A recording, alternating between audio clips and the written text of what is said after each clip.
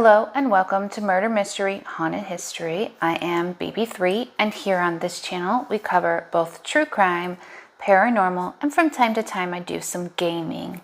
If that sounds interesting to you, please hit that subscribe button. It does help to throw the channel out there in the algorithm and helps new people to find me. If you're a returning subscriber, you already know I love you and thank you so much for always being here and being so supportive. Let's jump in. This is going to be an update on Dylan Rounds, who disappeared over Memorial Day weekend of 2022. Dylan was a very responsible 19-year-old young man who was running his own farm. On the day of his disappearance, he placed a call to his grandmother, and while speaking with her, he said that he needed to get his grain put away prior to the rain coming in. He told his grandmother he would call her back, but unfortunately he was never heard from again. James Brenner was a key suspect from the beginning. On March 3rd of 2022, it was announced that James Brenner is now being charged with 1 count of aggravated murder, a first-degree felony in Utah, and 1 count of abuse or desecration of a human body, which is a third-degree felony. These are what the court documents say.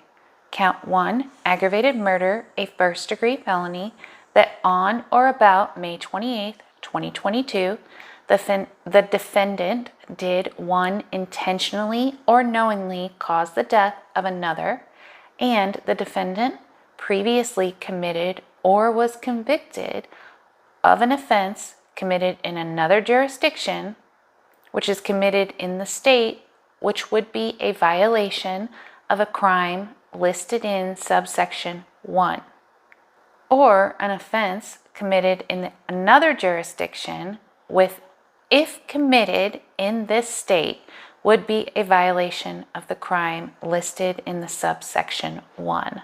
That's a lot. Court documents. Kind of tongue-tied there.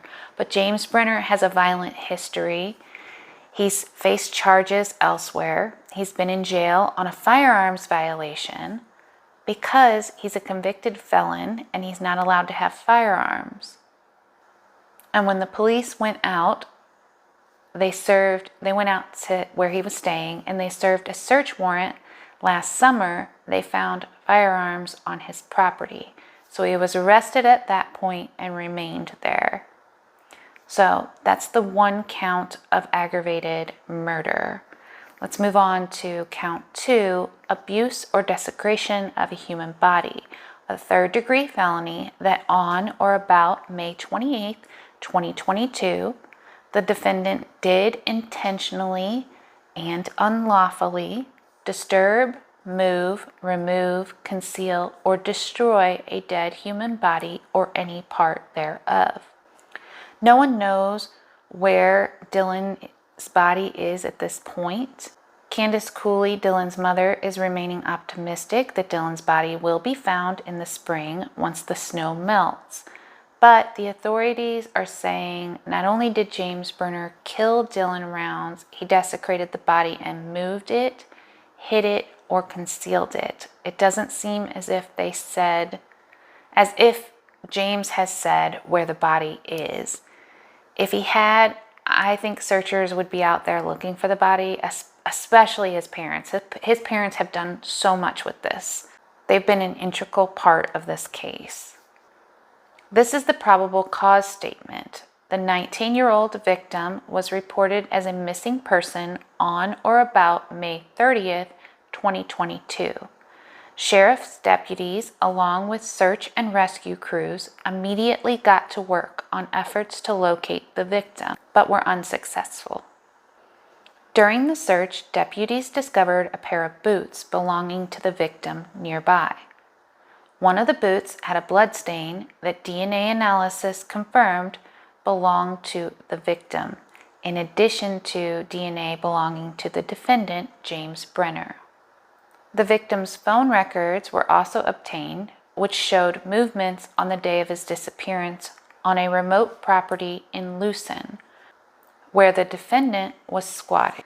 Phone data showed that the last signal from the victim's phone was that of the area of the Lucin pond, and a search of the pond led to the discovery of the victim's phone.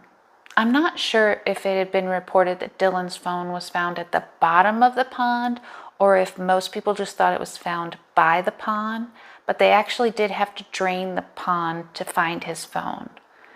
The interesting thing about the phone, even though it was laying in water for however many months, a digital forensic download of the phone was conducted and led to the discovery of a time-lapse video with a timestamp taken at the time of the victim's disappearance.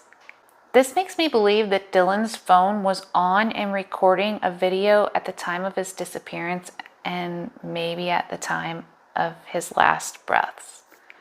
An additional forensic download of the phone was conducted and a discovery of a time-lapse video with a timestamp taken at the time of the victim's disappearance was discovered.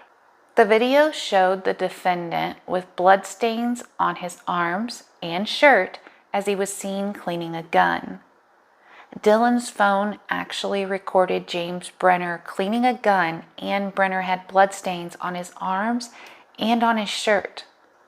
This makes me wonder, did Dylan turn the phone on prior to even going over and dropping off his grain for fear of what he would encounter, for his protection, for his safety, etc.?